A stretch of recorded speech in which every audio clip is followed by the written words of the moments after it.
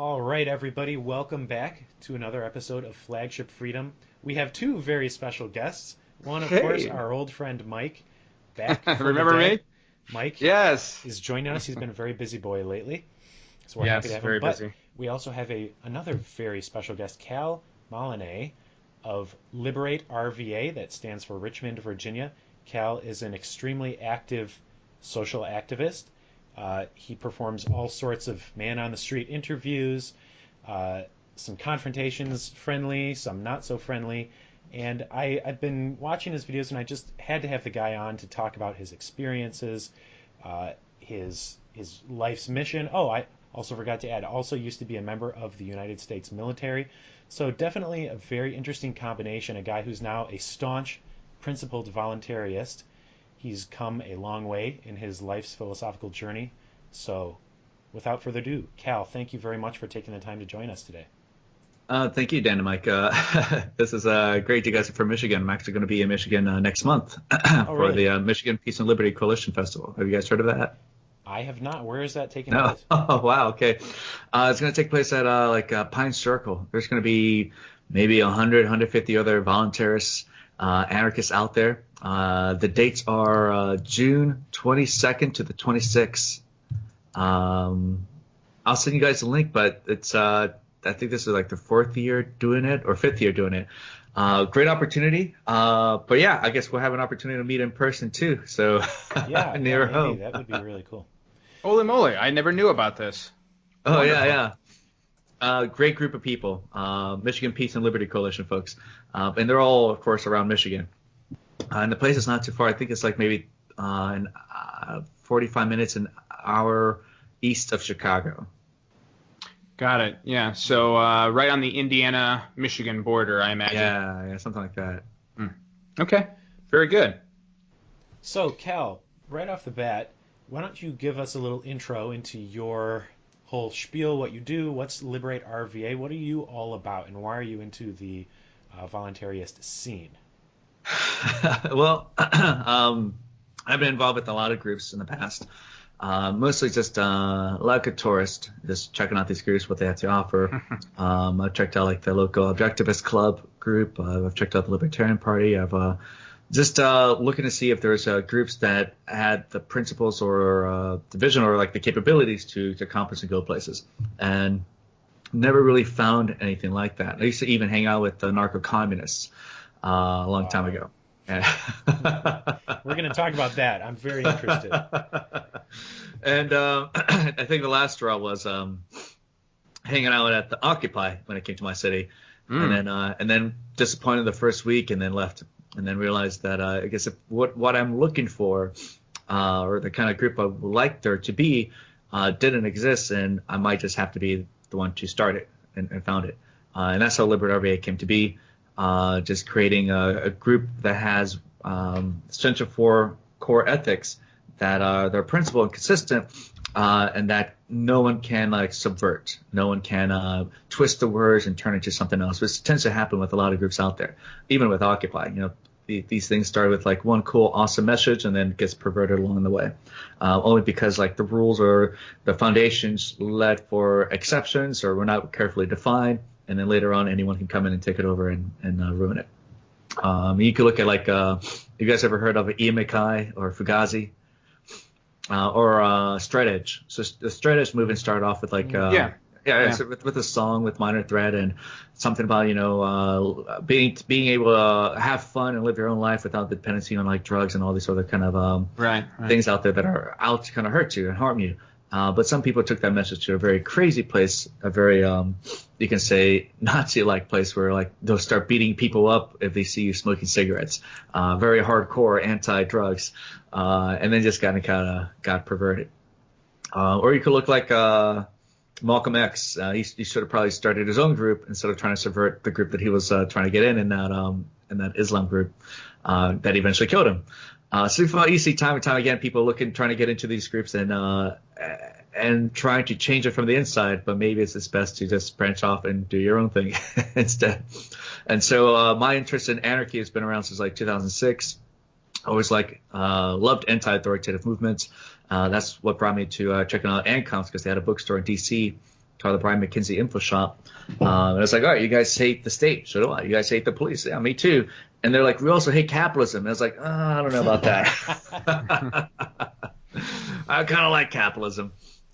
And then so heading butts with them for years and arguing, I was like, all right, maybe just let me do my start a new anarchist group that advocates for the free market and that is consistent against the state. Because the outcomes would be in the vein of the police state is bad, but minimum wage is good. Well, who do you think enforces the minimum wage? Oh, yeah, the police state. So their idea and philosophy is just full of holes and inconsistencies.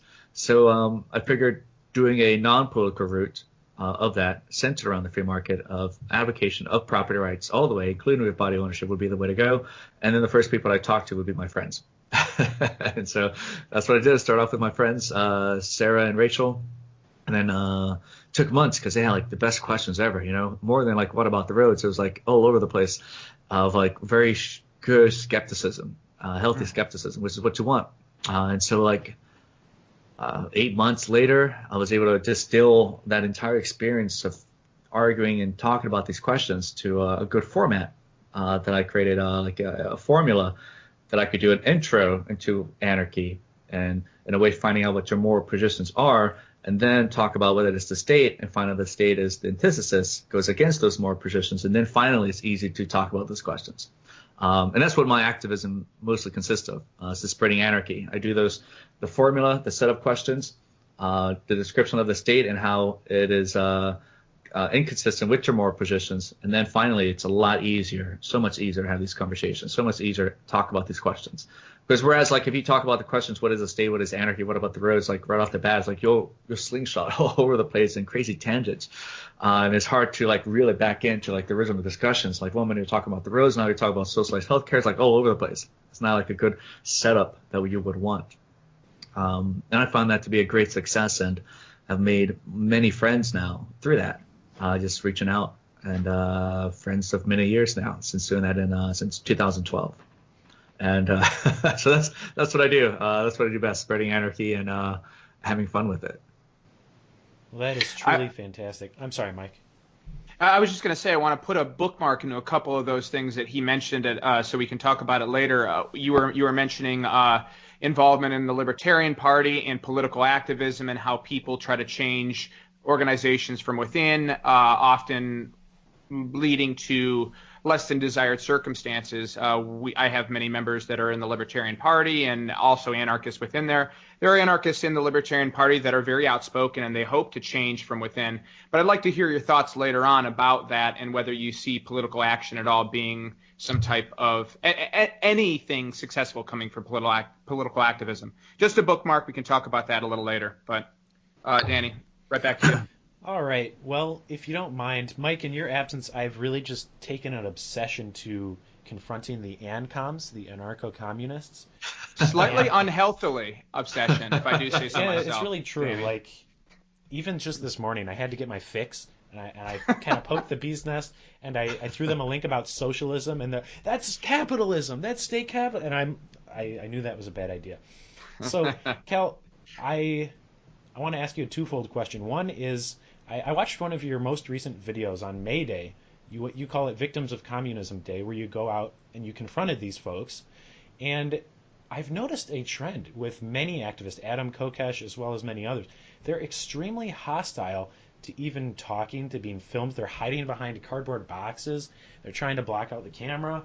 And why is that? Why are these people so like, you'd think they'd want to have an open discussion and spread their ideas. Like you hold up a sign, you say, ask me why the government is immoral.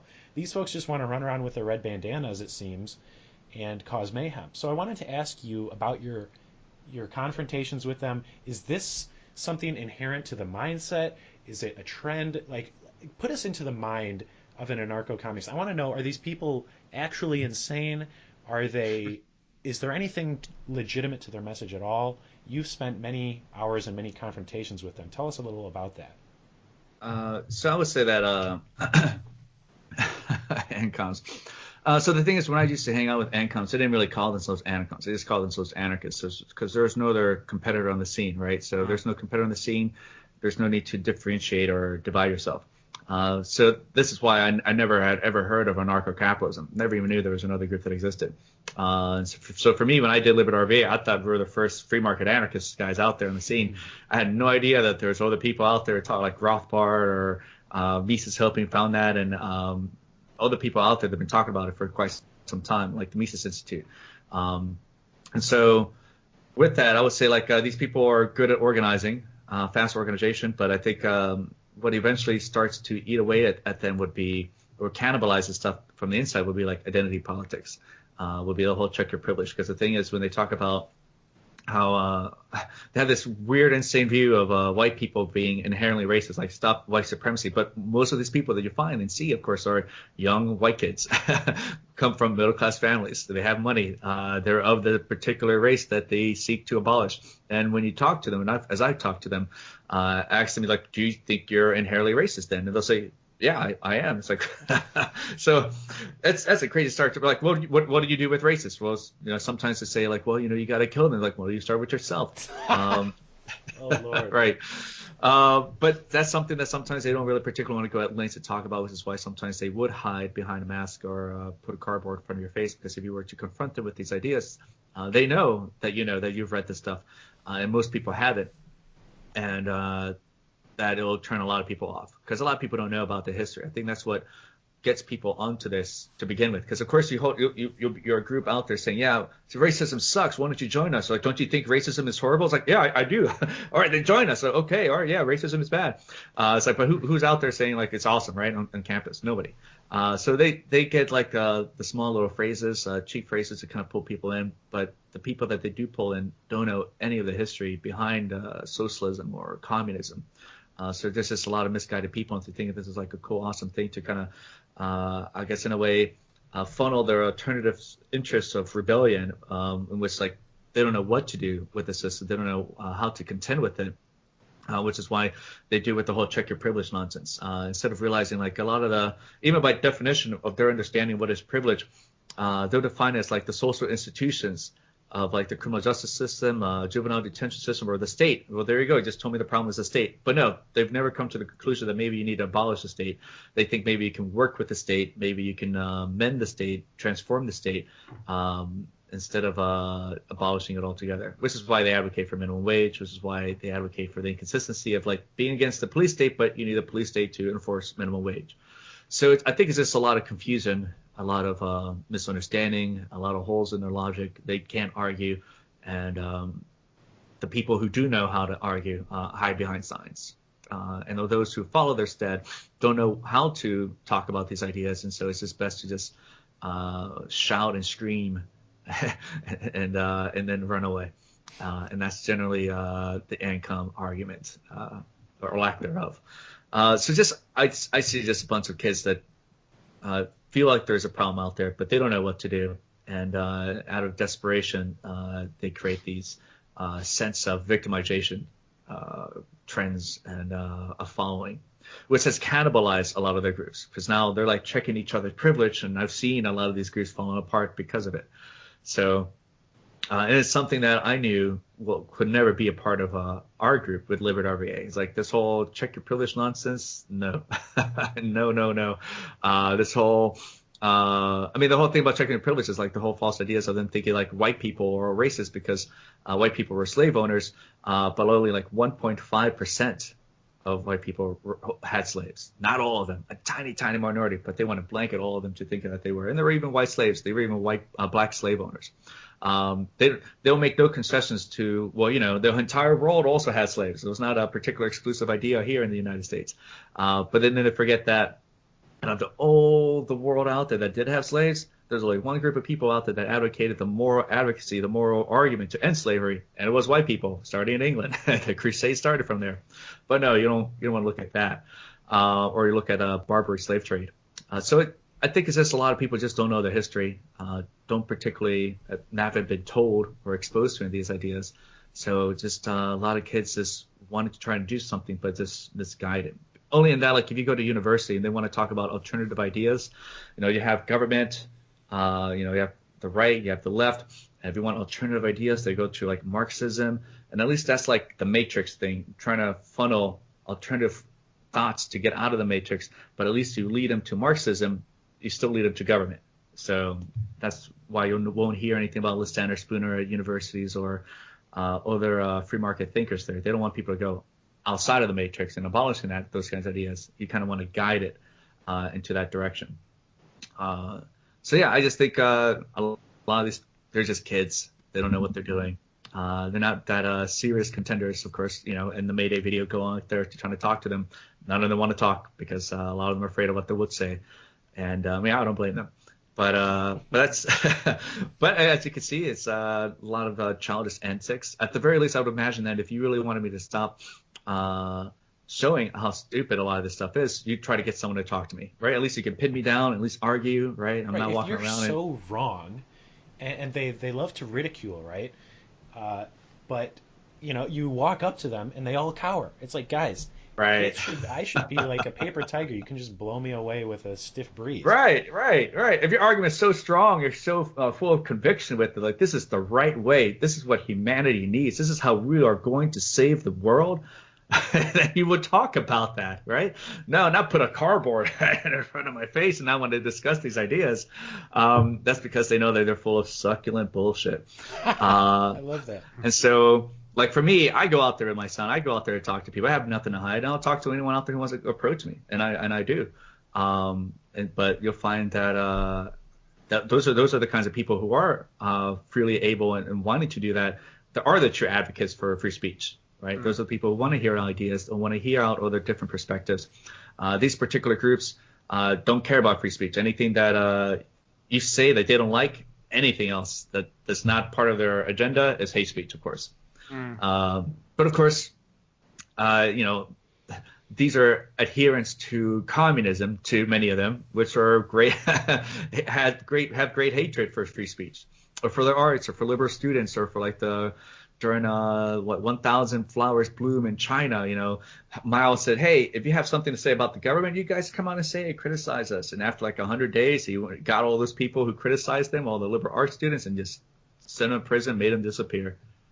So there's a rather insidious implication of that same cowardice that you guys have encountered within some of these groups, because they're not sitting in their rooms thinking, oh, these ideas, I never want to put them into action. I never want to see these things actually happen. They want them to happen, but when they come up against something that in argumentation, reason, logic, and evidence-based inquiry, they aren't prepared to deal with that, because their whole philosophy requires a state-driven gun pointed at other people, because they're very bad ideas. So they're willing to take a step back and back and back and run away, and then go to some place else that has a gun, come right back out, and force you to do their own will. I mean, this is precisely the antithesis of what we prefer to do, which is to convince people by their own volition to follow your lead or someone else's lead, or go their own way. This is not the interest of these cowards who are so brave online or so brave on their soapboxes, and then suddenly, talk down and then immediately they fall apart.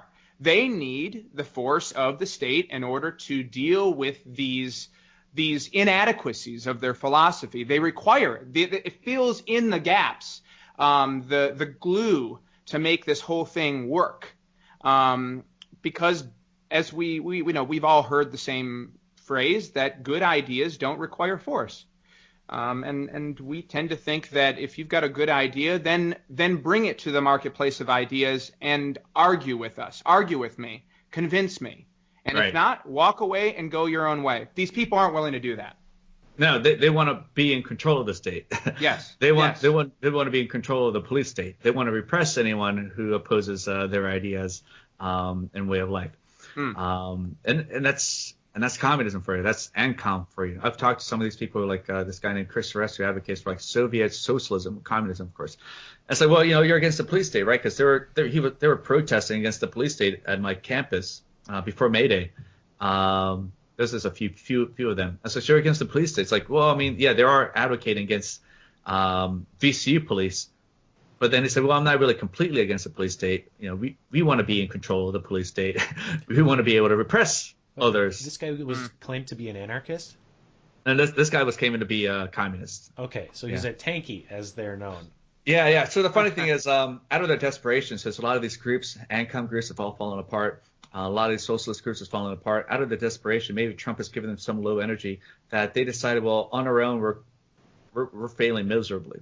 And so, whereas in the past they did not like each other, they hate each other because they critique each other, like that guy did in particular, like industrial workers of the world, anarcho-syndicalists. He thinks their ideas are stupid, but out of the desperation, they're trying to make an alliance of the left, of what's left of them. So from there, even though it would be funny, even though they ally, even if they ever succeeded, right, in some imaginary dreamscape, they will then have to contend with each other because one group will have to dominate the rest of them. So I don't know. It's I don't know. I guess some people will say there's a parallel with us. You could say with the Libertarian Party, right? It's like, well, let's just work with the Libertarian Party and ally, and then get it down to a minimal state, and then contend with each other and see what happens then, right? But at least with the Libertarian Party, you can persuade him towards the free market. I don't think that they're entirely at least they're going more opposite direction toward lessening the state. With these groups, they're going more towards increasing the state size of power and scope and influence over each other's lives, and that would go, into bloodthirsty, tyrannical mayhem that history has shown time and time again. At least with the libertarian side, you have less of that. I feel like I better talk with the libertarian into anarchy. I don't know if these groups can talk each other into their respective cults, especially the Maoists. And so I don't know. That's kind of weird to see, but I was thinking earlier about what would have happened if Hillary had won. Would there be as much low energy out there of protests? What would the landscape be like, or would there just be a continuation of Obama's policy, or there be not really much of demonstrations out there? But because it's Trump, he's a white guy. That's their main, I guess, oppressor, white people. It's kind of garnered around some energy for them to kind of validate their field politics. Yeah, white and unapologetic. Right, unabashedly unapologetic. If he was more meek and sort of like an apologetic George Bush, or Jeb Bush, or Jeb Bush, right? Yeah. I think we probably would be seeing something a little different. We would see similar things, but you got somebody that will tweet out ridiculous things and not apologize. It's the apology. It's the flagellation that the communists want to see. Just like a sort of a Catholic religion, you have this culpa nata, this white guilt, this original sin. How do you get rid of it? Well, you just have to continue to punish yourself, or you have to continue to apologize for the sins of your fathers and for the sins that you can't scrub off your body. Mm-hmm. Yeah, I know it's sick. I think it's a mental illness, and universities are no better for proliferating that illness out there, especially with shaming white people. You can say also you can have your own culture, you can have your tradition, stuff for you white kids, or we have MTV now saying here's some New Year's resolutions for you white people. Shut the fuck up. Now let me ask you something. Danny had a recent discussion with a fellow in Australia. He's from Australia, yeah, Adrian? That's right. Danny. Life, Love, and Anarchy is his website. Love, Life, and Anarchy. Yep. Love, Life, and Anarchy. I'm sorry, Adrian, if you're listening to this. And he seemed to go in the entirely okay. So he claims that he's an anarcho-capitalist, but he believes that it is so the situation is so dire currently, it's so urgent that we need a path to get to anarcho-capitalism, and that way is some sort of very strong, charismatic, I'm putting words into his mouth now, sort of like a cult leader, a personality, a force to be able to get from point A to point B. So he advocates for a form of fascism.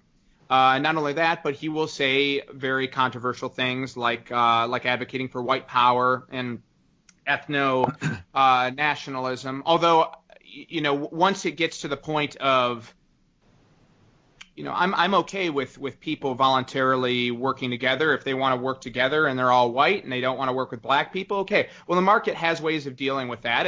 racists are racist, so be it. But it seems like he was taking a step further into that whole throwing the commie out of the helicopter idea. Punch a communist if he looks at you funny, if he's a communist. So where does white supremacy or white nationalism fit into all of this? Is it simply a response to the constant berating that the white silent majority is getting, or is there something more sinister in play here, some type of conspiracy that is facing the nation and the world? I think it's the first one. There's been a lot of berating of shaming white people into being guilty of just about everything they've had nothing to do with, right? I mean, you're talking about like, is it okay for white people to get together and do their own thing, and the market will respond to that? I mean, you have black colleges, right? You have black historic colleges that accept black people, right? You also have Harvard University now just saying that like black people can get together and do their own thing, right? Yeah. I think this whole race thing is a very loaded word. A lot of people can't even properly define it, and they want to make it up into like this thing where everything is racism. It's like everything is sexism. So like, let's carefully define the word. Racism would be defined as like hatred for a person's skin color. Done. Easy, right? Doesn't have to be more difficult than that. Or sexism could be like hatred for someone's gender, right? Gender hatred. So there it is. Easy. Doesn't have to get more difficult than that. But you'll find that they have to make these words very convoluted to make it seem like, well, you can't be racist against white people. It's like, well, there's a law in this country that says you can be. It's called affirmative action.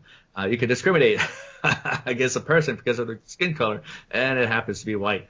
So I think, I don't know, the perverseness of politics, of identity politics, of political correctness and stuff has created this kind of backlash, has created this kind of inevitable people driven to find a way to kind of salvage that. And so, yeah, this is inevitable. There should have been no surprise. When you push people in a corner for too long, they're going to respond back, and you're going to have these kind of groups. Same thing like in Europe right now, in which the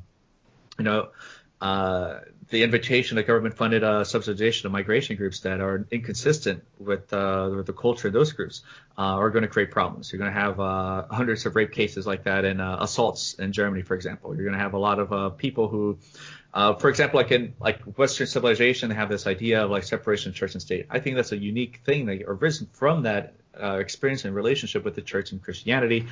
I don't particularly think that Islam or people Muslim have that particular viewpoint. For them, the state and religion is the same thing. There is no separation.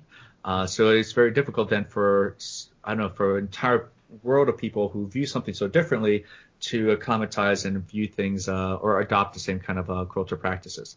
So I think it's troublesome all around, and the European force subsidization of this stuff coming in there is creating problems. So of course you're going to find a lot of backlash, and then naturally, of course, you're going to find these groups that you're talking about arising, race ruralism, ethnocentric groups arising from that, because now you find the state is pushing them in a corner, shaming them, right? And eventually, people get tired of that, and when they don't have any particular other alternative that's presented to them, that's what's going to be created.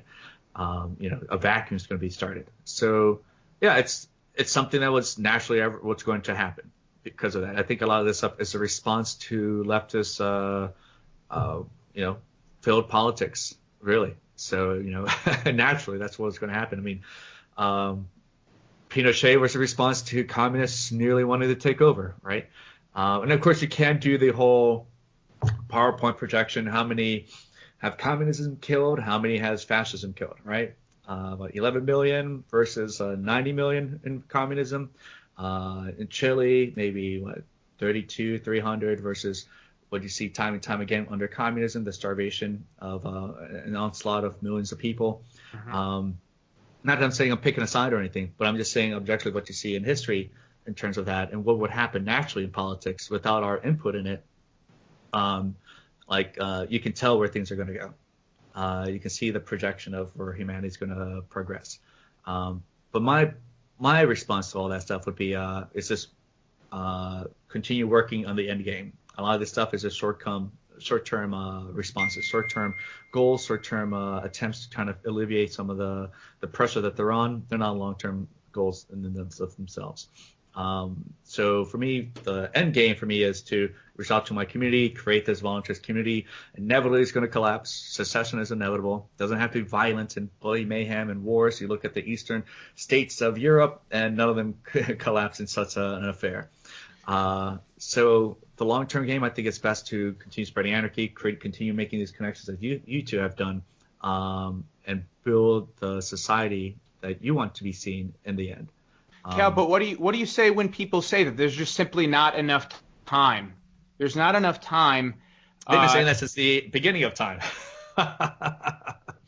They've been saying it's not enough time since the beginning of time. Like you made the correlation about the self-isolation of people with suffering with white guilt, that kind of Christian reference, like, well, that's the Christian reference, like Armageddon Day is near and here. The ends of time is near and here. They've been saying that for millennia. So it's something that people will always continue. I mean, like, they've been saying like the economy was supposed to crash like 20, 40 years ago. You had Doug Casey talking about on TV, 20, 30 years ago, and it still hasn't crashed, right? They're going to definitely prolong the inevitable. So the best thing you can do when it does is to prepare yourself for it. And that's where you enter agorism. That's where you enter community outreach groups like what I'm doing here, and just get that group together, and then we can contend with it. Because the thing, you don't have to convince all your entire city, right? What's what the 4%ers, right? You guys heard of that? It was like you didn't have to convince in the American Revolution everybody to go against Britain. It only took like 3-4% of people. You're talking about like a critical mass. Right. Yeah. It took a tiny minority to kind of push these ideas and proliferate, and became something that the rest of them started to adopt, a paradigm shift. So, I mean, scientifically, there's studies out there say you need a good 10%, and then that's good enough. So, I mean, they're always going to say, hey, things are at an extreme end. It's like, well, I'm not I know I'll survive. My group will survive. But you'll never find that every single time, though. When you look even at history, remove ourselves from politics, history always corrects itself. You look at Charles Martel at the Battle of Tours, where the entire Western civilization could have collapsed right there. Muslim takeover in the entire European states, right? If it didn't happen in the French region, done. You could look at Thermopylae. You could look at a lot of other major battles where I guess the civilization could have collapsed and ended, but things pushed forward, and at the very last minute, I guess the antibodies kind of kick up and end it. But of course, those were not like long-term solutions to provide the freedom that we're looking for. They're just short-term solutions, and they'll continue to create more short-term solutions in the future that'll lead to this kind of scarcity of like near-end suffering state that they're imagining to be in. But naturally, I just look at history and the patterns. I think that's not something for me to concern myself about, and continue to still work on the end game. Yeah, I think you are 100% on point, and that's really nice and refreshing to hear. Like you said, it's always a doomsday scenario. Well, and it just so happens that we averted it every single time, right? Just because we're all so clever, right? Like, we have to raise the debt ceiling. We have to close the borders now. I view all of this as maybe one step forward and 2 or 10 steps back. Like people like Stefan Molyneux, Christopher Cantwell, this Love, Life, and Anarchy. I think what they're missing is that the message is that's all we have. All we have is philosophical and logical consistency. Once you destroy that, you're done for. So you may alleviate the problem in the short term, but you're going to ally yourself with Nazis and fascists, and then people say, they see the word anarcho-capitalist, say, oh, those guys are bedfellows with Nazis. And then, how many followers did we lose? So I really appreciate that you have stuck to your guns. You're staying principled. That's my approach as well. And it's really a little disheartening to see the movement kind of fractured at this moment in time. Yeah, I mean, what is the next video that'll come out? What's the truth about Stefan Molyneux? Trump supporters pay more. Yeah, Mike and I have both shared incredible disappointment with Steph. It would be one thing if he were like this all along, but this guy was telling people that if they don't defoo their family and friends for not agreeing with anarchy, that you have nothing to do with libertarianism, and that it doesn't matter how we get there. What matters is that we do the right thing 100% of the time. And now he's literally 180 and I've never seen never a recall on any of his videos, no apology, no nothing, and they're all sitting there for all to see. So I felt like that was a bit of a betrayal, but I don't know. I know I measure people's success in Anarchy by not their subscription or fan base, but the community that's around them, right? How big is the community that you live in, right? There's like there's a lot of people talk Anarchy, like Larkin Rose, like how big is the anarchist community around where you live, right? And if there isn't much of anything there, it's like, well, I'm just going to switch the channel and go somewhere else, right? If you think you have a solution to this, then show it to me, right? Put your skin in the game and do it. But again, kind of like Ancons we're talking about earlier, there's a lot of people who are comfortable hiding behind a computer screen, and that's their kind of way of life. So I would say, in terms of it's not, I guess that should be a good breath of realization. There's a lot of people out there that's going to provide false promises. I mean, I remember watching his videos in 2012 and talking about politics being like a failed solution, right? And save yourself a lot of time and hours. And but interesting enough, though, his solution though is donate to FDR, and your community should be this online community. Whereas for me, it's like that's not enough for me. Like I want to be able to realize this community where if I turn off my computer screen right now, I can go out and hang out with anarchists. My roommates are all anarchists. I just had a party last night full of anarchists for my graduation party. My families are all anarchists. They're like, after I talked to my two best friends, I talked to my parents and my mother, and then they got it. And just reaching out from there and creating the community I want to see around me here in Richmond, and bring it to the realization, not just something on a screen or something that's written. And I think the main problem that has been missing for a long time may be then how to talk about these ideas to people. Because we haven't read it down really well. The arguments are succinct, but maybe that's what's been kind of missing. Maybe even the Libertarian Party for the past several decades, because their solution is just politics. But at least in politics, you don't have to talk to anyone. At least in politics, you just don't hide in a booth and pull a lever, and that's about it. There's nothing about actual real engagement until like maybe 4 years later, when time to come out again and talk about these ideas. But they're kind of remain kind of silent for the 3 years before that.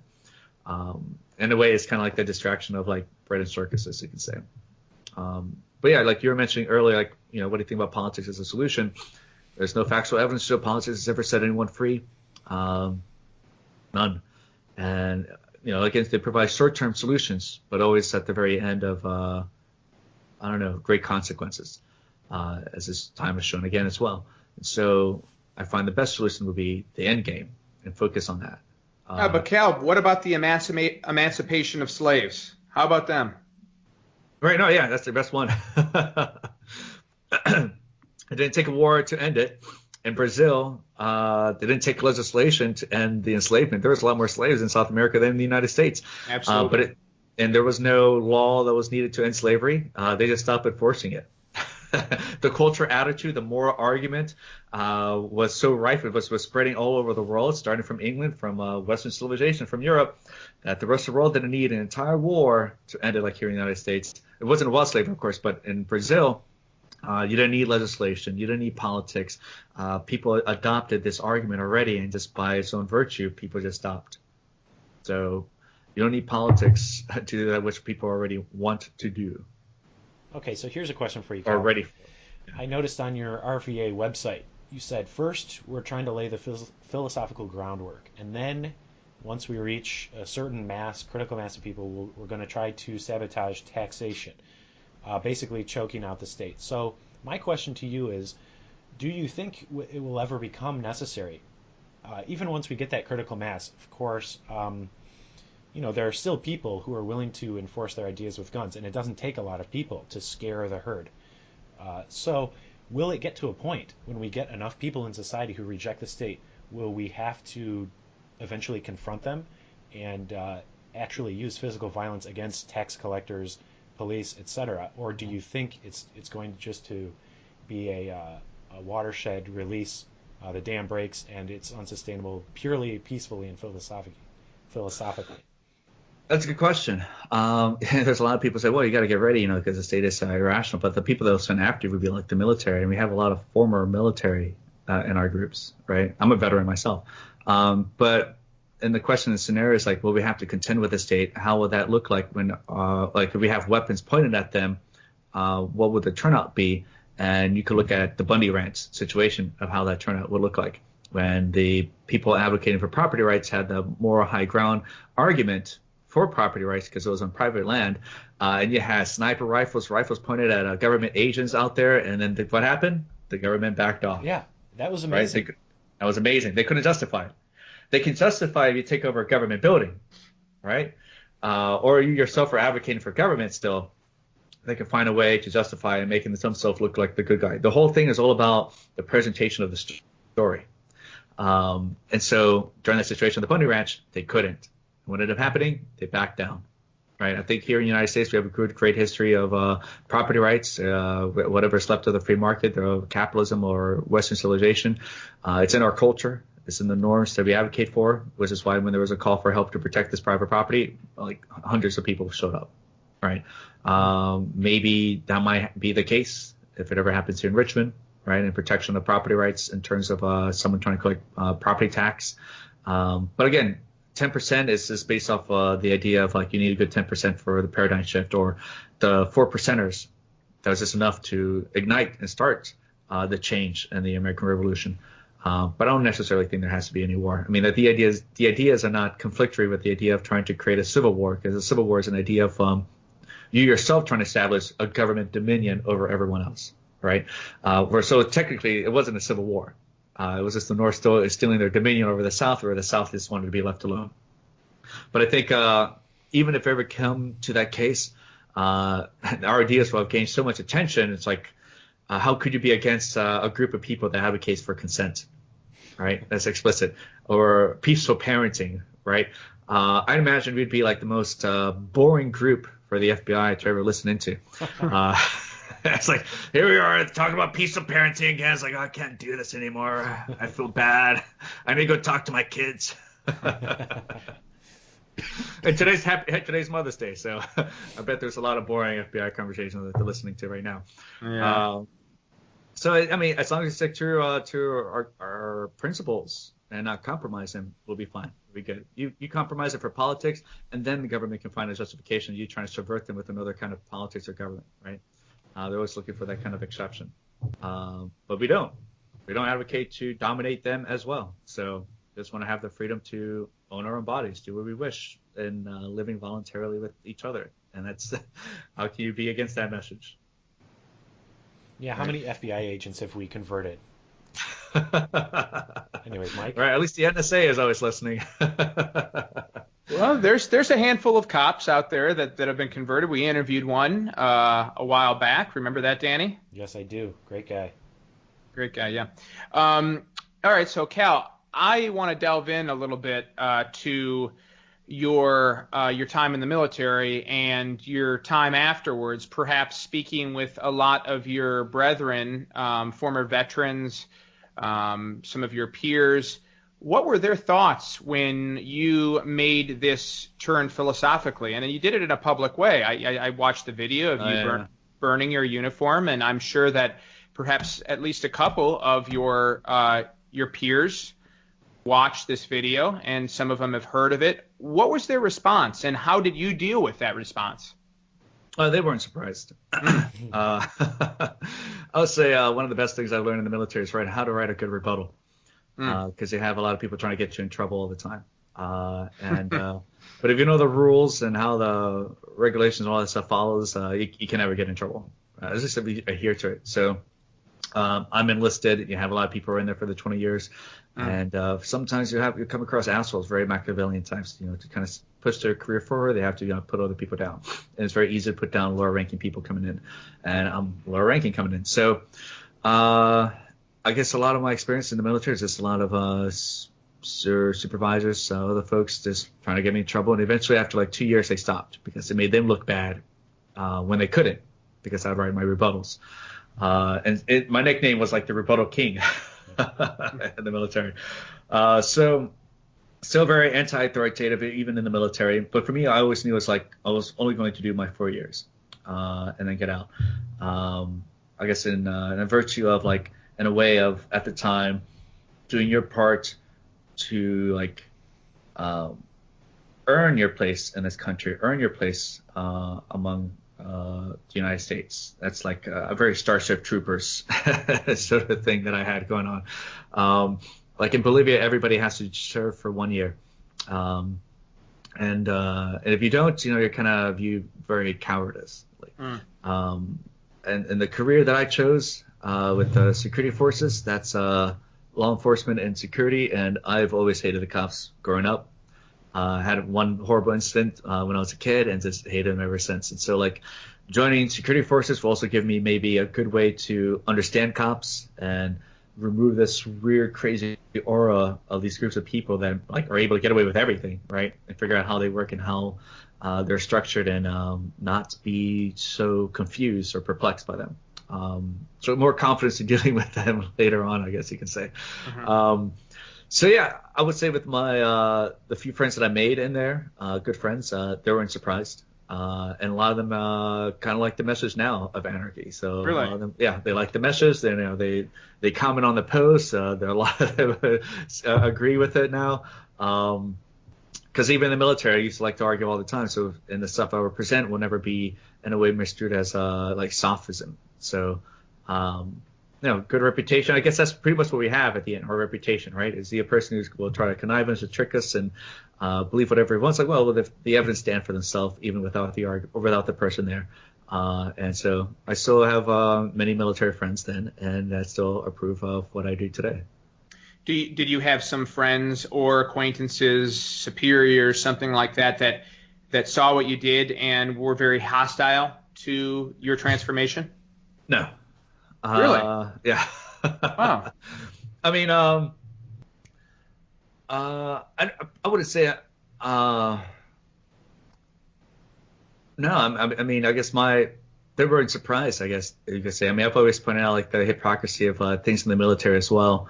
Even before looking into anarchy, like I would say, like I never gave a ticket to anyone when I was a cop too, because like going through a red light, I go through a red light sometimes. I don't slow at a stop. Sometimes I speed. So I always would feel hypocritical if I gave someone a ticket for something that I do myself, right?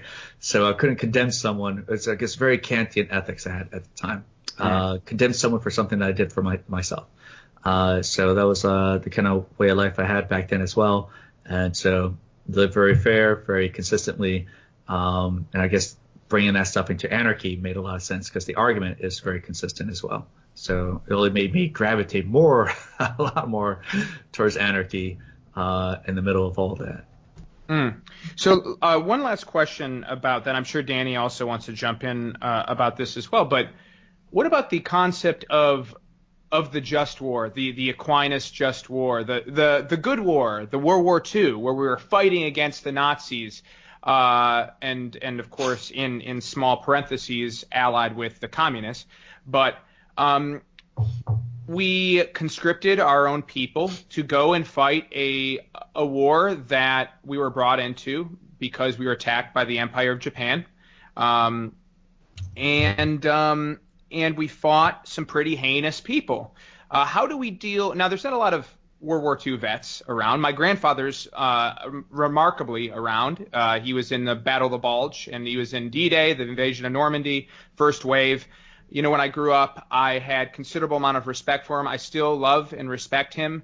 And it's difficult now. Now I've made this sort of shift. I sit on the fence here. I know that he was conscripted to do this. He was, he was forced to do this against his will. But I wonder, a lot of people will consider the World War II to be a good war, a just war, the only just war to be fought in the 20th century, and it was a necessary battle. What do you say to people like that? And clearly you're not addressing a whole lot of World War II vets anymore, but there's still a lot of respect for those people. And sometimes it's unearned respect, that sort of entitled respect that the military somehow needs, wants, craves, nationalism, patriotism, and the like. Let's talk a little bit about that. Yeah. I mean, when you say conscripted, you mean enslaved, right?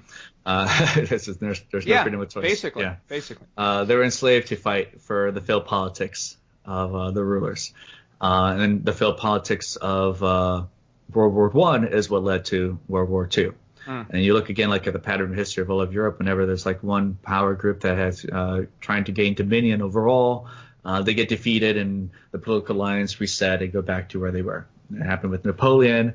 Happened with like the Holy Roman Empire. You know, you find all these groups just eventually recedes and goes back to how the way these were, except for one time, finally, in all of European history, the one time where things didn't reset was when the United States entered the scene in World War I. And finally there was a interesting, clear distinction of a winner in which now they can pummel away at Germany, and which created the economic collapse and the destitute and desperation for people to look for anyone else to fill in the vacuum for a false sense of saviorness of Hitler, right? Filled a liberal arts student, you could say, coming into power. So, I mean, that's something that a lot of people don't know, though. That's something a lot of people who look at World War II don't realize is the connection. That World War II is just a continuation of World War I. That was inevitably going to happen. And you can look at, I guess, Japan and its surprise attack was not actually really a surprise attack.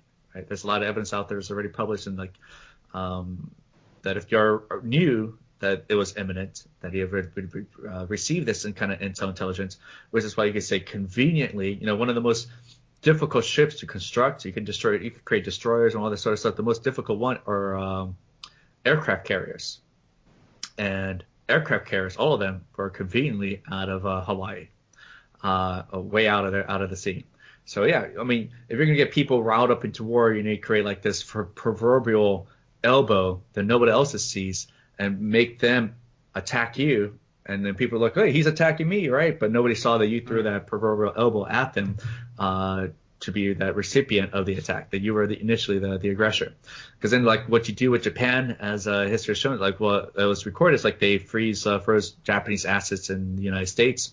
They stop the trade of oil and that sort of stuff. That kind of embargo is going to force Japan to go elsewhere to look for oil, and squirting out into like the southeastern seas towards Australia as well. And eventually, yeah, you're forcing Japan to attack you. And the only reason why you want to do that is because Germany was not going to take the bait. Because they were trying really hard to get Germany to declare war on them by, like, you know, kind of supplying resources to England, to Russia, kind of attacking the U-boats a little bit here and there. But Germany wasn't falling for it because, you know, history has shown before that two front wars are not that great. Right. And so then the United States got a little clever about it. Well, they have a pact with Japan, which means in that pact, they will have to come to their aid if they're attacked. So the best way to do it then is to provoke Japan into attacking you. And if they declare war on the United States, Germany has to follow suit. And so that's where you can get into war finally, into fighting the Germans or the Nazis. But again, it's all goes back down. So it's a domino effect of failed politics going down and down and down. Like when people talk about, like, well, do you ever think like the United States will attack its own people? Yes. I mean, 9/11 stuff aside, yes, history has shown time and time they created like the Zimmerman note in World War I, just try to provoke like going to war with Mexico. The British created a fake note, right? There's a lot of weird stuff that's going to go. It's not going to be all straight honor sort of stuff. It's going to be very Game of Thrones sort of stuff out there that's going to be in the field. So yeah, a lot of these people though that advocate for that just don't know these things. Again, it's just like that scene from 1984 where they just continue to rewrite history until everyone forgets, and everyone forgets about how all the history of the free market provided great services, because now that they've been monopolized by the government, and so it's difficult for people to conceive how it can be done, how it could be done. Or like when people talk about like well, the free market created a military or security service, you know, they'll go in war mode and conquer everyone. But then they don't know anything about the Pinkertons. And the Pinkertons in the 1800s had more armed people under their employment than the United States military combined, right? And you never heard any stories of them conquering counties or cities or states or anything like that, right? There's a voluntary base. People can cancel that any time. The only reason Hitler took over France so quickly is to take over the tax farms, right? So yeah, what do you say to those people? You talk about these sort of things that they don't know about. A lot of them are misled and to be used as cotton fodder, right? disposable males to be set on the front lines, enslaved to die for fellow politics, for the grandeur of FDR, for their name to be etched on the halls of civilization. But yeah, these are just mistakes after mistakes. And I mean, you talk about communism. I think that's why people kind of forget that, at a time communism was allied with fascism, right? Now let's forget about that. That they were dividing up Europe together, and if Hitler didn't backstab Stalin, they would have been, singing Kumbala together. But now, because that happened, maybe that's why you see television shows and movies out there saying trying to side with the communists against the fascists, but not realizing that it's worse for nothing out there in terms of the comparison of murder that both have done, especially the communists. So it's weird out there, and a lot of these. My grandfather fought World War II too, in Japan. He brought back like souvenirs, like a sword or something, but. I don't know. I think it's difficult to find a just war, I will say. But at the same time, you forget that the state is a war on people in and of itself. There's a war on poverty, there's a war on drugs, but these should be kind of reminders that the state is a war on peaceful people by its very definition. And that's the kind of just war that we should be involved in fighting against. And one day, hopefully, in the future, we'll look back and remember the people who didn't compromise their principles for politics and continue in that fight and finally bringing it down for the long-term end of freedom for all of us. Well said, Cal. Well, that's what it's all about, right? Is the long-term goal, freedom, voluntarism, and we're approaching an hour here, so we should probably think about wrapping it up.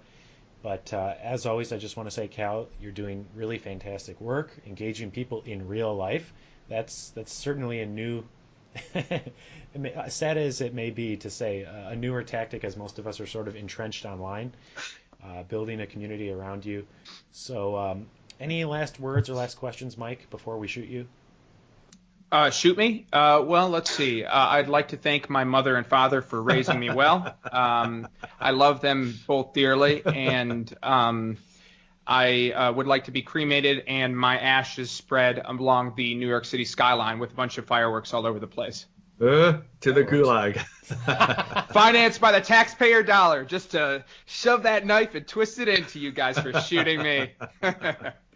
Well, Cal, where can our users find more about you? So I have the group website I'm with is LiberateRVA.com. I just created my own website too, so I have my own personal content, KalMolinet.com as well. But just find me on Facebook, friend me. I'm more than happy to talk to anyone out there as well. Especially if I'm going to do like this cross-country road trip, it'd be great to meet up with other anarchists along the way in the major cities. And maybe we'll spread anarchy together. But yeah, definitely Michigan Peace and Liberty Coalition Festival and next month. I'll hopefully see you guys there. We have our own festival in Virginia, and that's going to be September 1st to the 4th. And there's a firearm range on site, so you can shoot guns there as well. Oh, wow. Yeah. All right. Man, I wish it was 1 month too late. Otherwise, I'd be there. I don't know if I'll be able to get back to Michigan during that time, but I will be there in spirit, I assure you. Yes. Good. Perfect. Thank you guys so much for having me on your show. Stay liberated, and I'll see you guys at the Victory Party. All right. Absolutely. Thanks a lot, Cal. We'll see you next time. Take care, Cal.